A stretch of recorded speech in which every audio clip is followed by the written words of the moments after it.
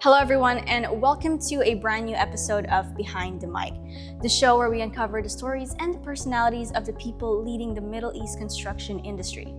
I'm your host, Julian Tolentino, and today I'm joined by a very special guest.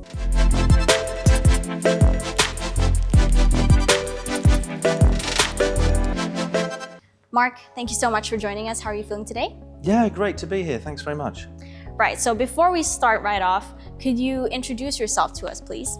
Sure. So I'm Mark Taylor. I'm the Chief Executive Officer of a company called Sark, which is a newly launched subsidiary of the Public Investment Fund in Saudi Arabia. All right, so our conversation today will revolve around Sark, as you've mentioned. It's a new company. It's been launched in October.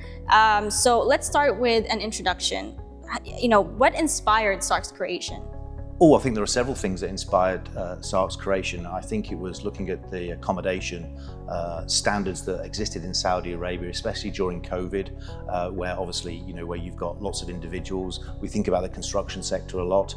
They tend to share rooms. Yeah. And I think on the back of COVID, it sort of launched where are we going in this sector? Yeah. And given the demand, which is off the scale in terms of all the giga and the mega projects, it really was an eye-opener, I think, for not only the Saudi government but the public investments, and said we need to do more in this space. That's right. And hence, the demand as we go forward and we look at the giga and the mega projects, they said we really need to grab hold of this opportunity, because we've got an opportunity to raise the standards. We've got an opportunity of not look at the past, but what are we going to do going forward when we're trying to attract talent into the country from 50, 60 different nationalities. So that was really thinking behind it. How do you align with the Public Investment Fund's broader goals?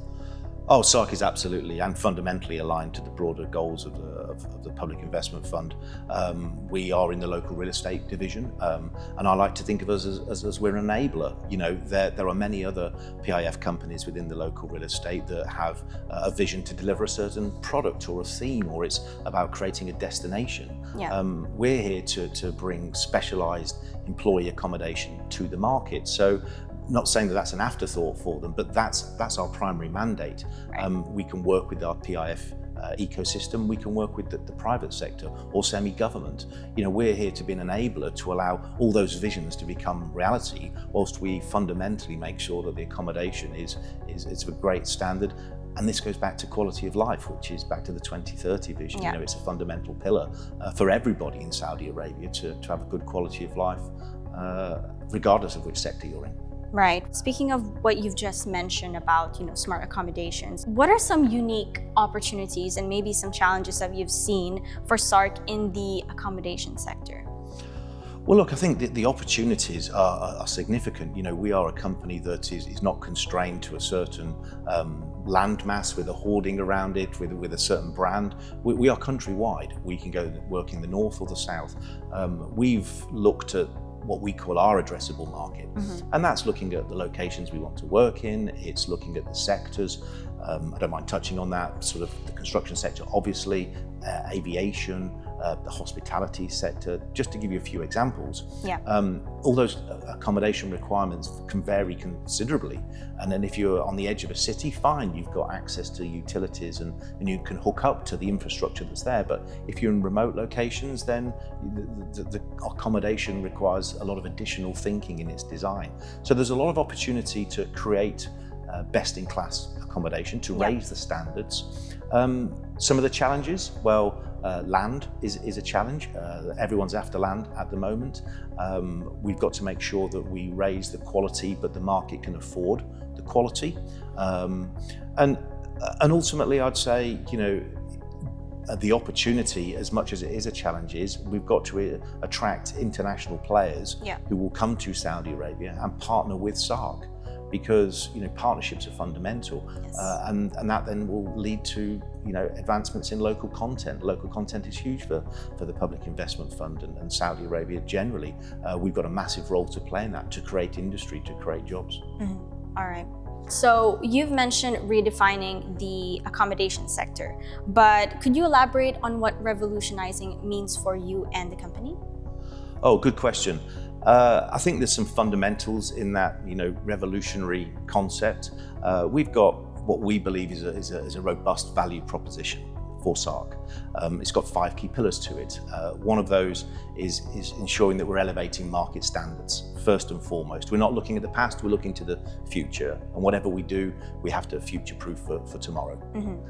The second is, and we've touched on that already with local supply chain, we need reliable partners, but partners that are not just going to provide a service or a product, they're here to actually enable our mandate and our vision to become a reality.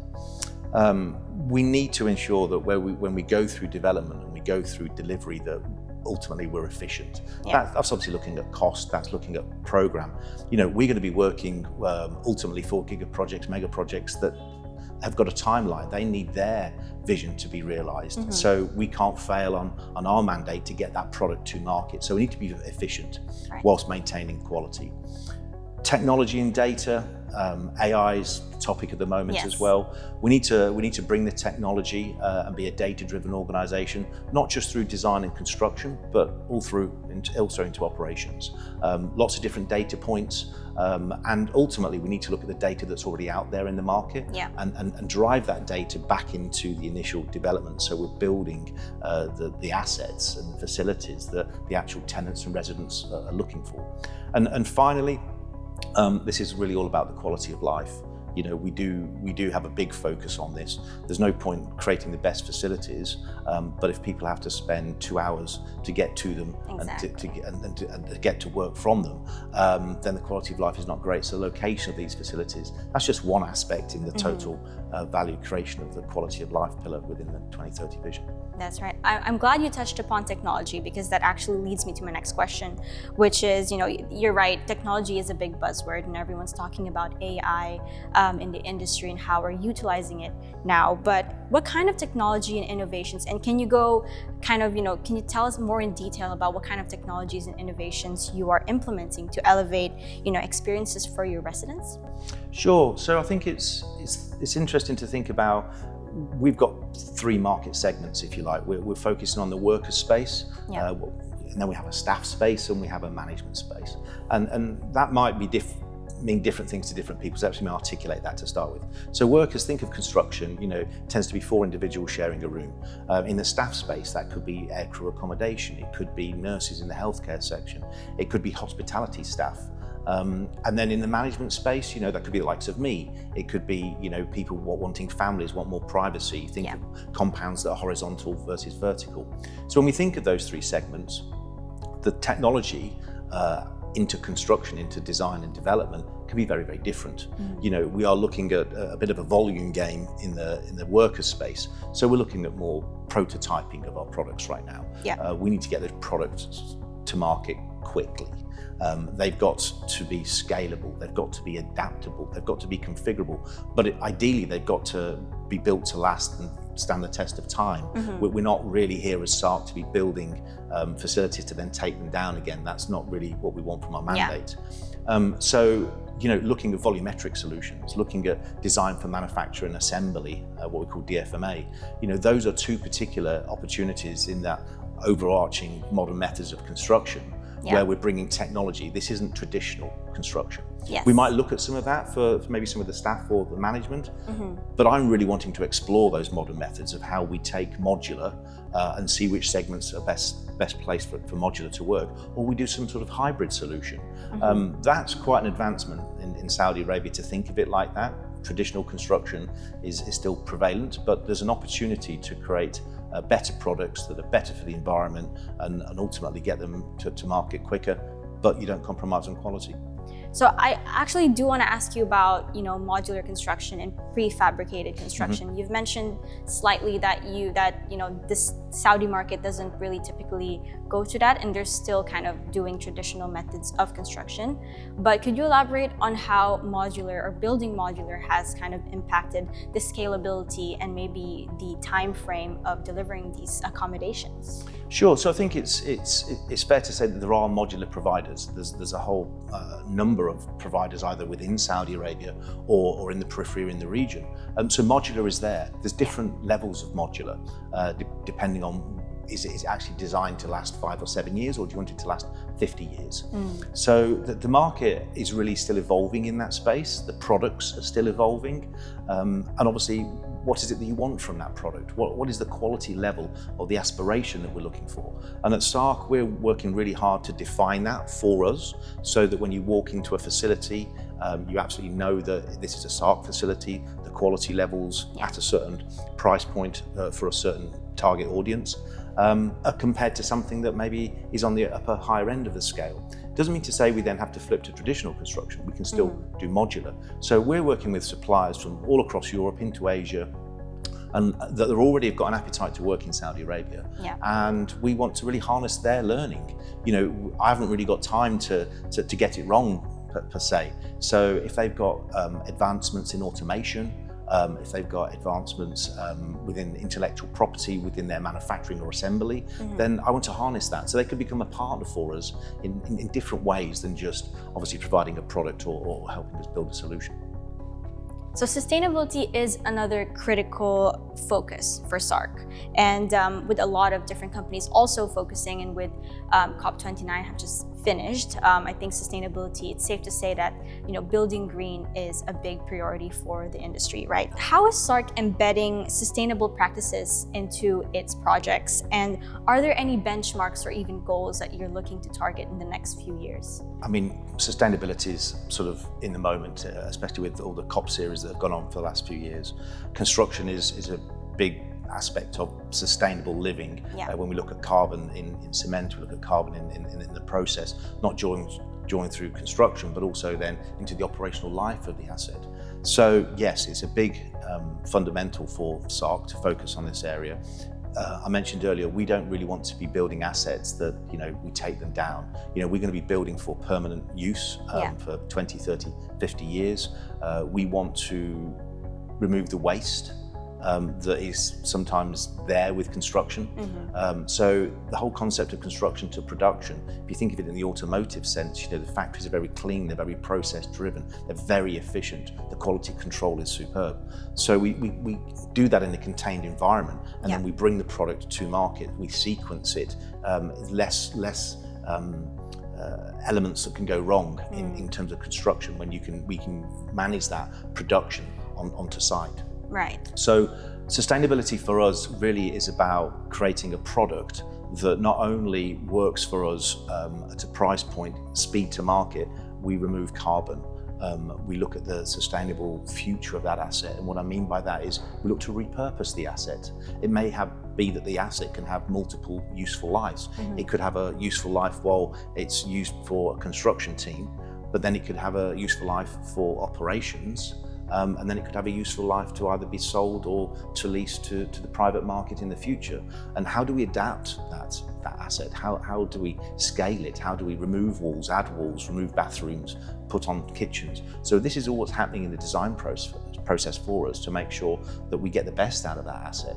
And how does sustainability impact quality of life for your residences? I know sustainability can come at a higher cost, and this is a debate that's been happening in the industry, but how are you ensuring that quality of life remains top-notch while ensuring sustainability is in place? I think we have to look with the end in mind. We have to put ourselves in the mindset of the tenant or the resident. You know, what do they want from the particular facility that they're in? So if they're in the workers' space, they're going to want something different. And that might be that, you know, that they literally go to work and that's where they come back to, and there's no real option for them to go outside of that facility. So we need to ensure that there's health options. That it's not just physical, but there's mental health options. There's areas for relaxation. Obviously, catering and laundry are big primary concerns when you're looking at a volume headcount within a facility. But the same concept still needs to apply when you go into staff accommodation, and certainly into management. You start then looking more F&B outlets, more recreational facilities. So it really is dependent on where those facilities are, who is actually going to be living in them, possibly even where those individuals come from in the world.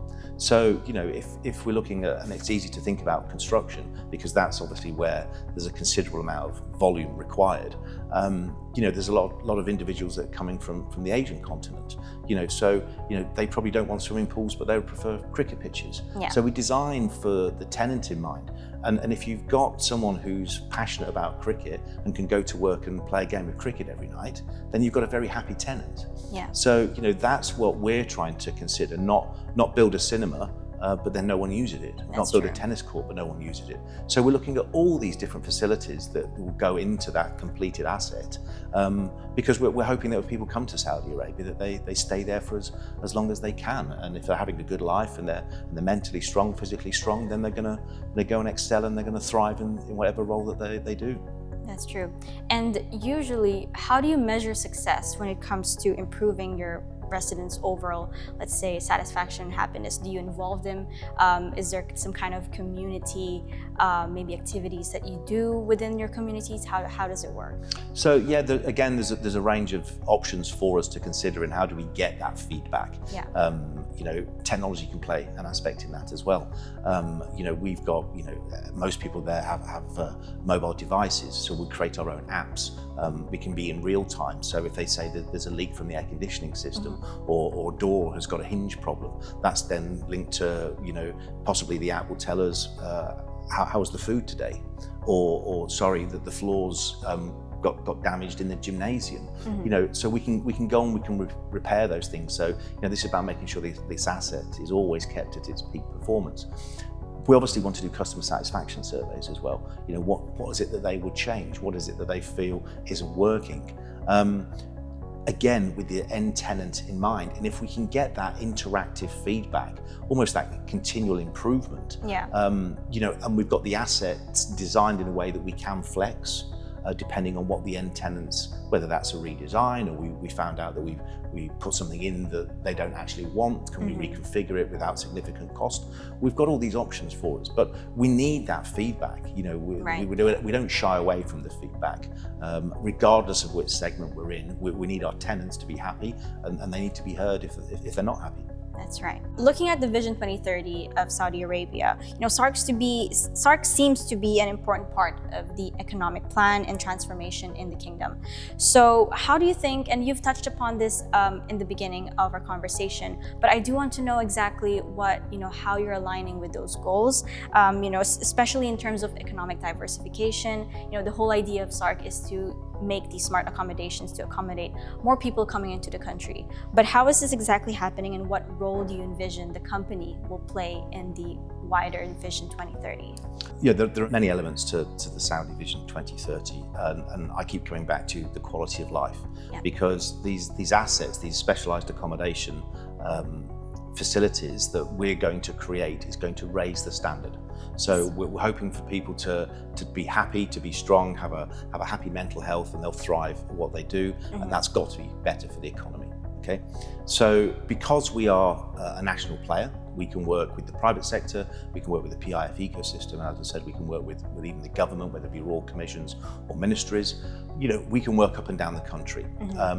We are not necessarily constrained by sector either. Yes, we've got our preferred sectors that we think is more suitable to us, and that's what we call our addressable market. To put that into words as well as data, we're looking at needing to service hundreds of thousands of beds and units. The total value here is probably about 165 billion Saudi riyals, and that's just the market that we think is our addressable market. There's a much wider market out there as well. So the economic diversification, we're here to be an enabler. We're here to partner with the private sector. We're certainly here not to compete with it. We do believe there are great synergies to partnering with the private sector. It's good for us and it's good for them. We need to harness their capability. In fact, they've been doing it longer than we've been doing it at Sark. So again, there's a knowledge share that can go on. That's got to be better for the economic environment, where we get the quality at a level that the market will pay for, which is an improvement on where it is now, and we get it there quickly to deal with that volume that we know is going to hit peak headcount towards the end of 27 and into 28. Because now demand is really probably starting to outstrip supply in this workspace. Amazing. You guys are doing great work. So as my last question for you, with Sark just launching a few months ago, what impact do you hope to have on the industry in 2025, and what are you most excited for the company? Oh, well, good question. We are a new company created by the Public Investment Fund. We've actually been in existence for 2 years, but we were formally announced towards the end of October. We have got many deals in our pipeline, as I've said, with our PIF ecosystem brothers and sisters, as well as we're looking at doing transactions with the private sector. All of those are going to create great living spaces for talent in Saudi Arabia within those 3 segments I've mentioned earlier. Our goal is obviously to convert transactions in 2025. It's not necessarily easy when you're partnering. Everyone's got their own needs and priorities, whether you're going through the legal documents or you're looking at the location of where you want the facility. You're looking at how you optimize that facility for operational life to get the best out of it. So we've got multiple deals in the pipeline. We were hoping to convert 2 or 3 of those by the end of this year. I think they're going to trickle into next year, and by the end of next year, we will be working with the private sector. We've got one of our own projects that's in design development right now, which is in the centre of Riyadh, in our management accommodation space, and that will certainly be coming out of the ground hopefully towards the end of 2025. So we have got significant projects that we'll be starting next year. All right, we look forward to seeing what you guys are doing. Thank you so much, Mark. Great. It was a pleasure to much. speak to you. Thank you. And that's a wrap on today's episode. If you like my conversation with Mark today, be sure to like, subscribe, and join us on our social media channels. As always, stay informed, stay ahead, and I'll see you in the next one.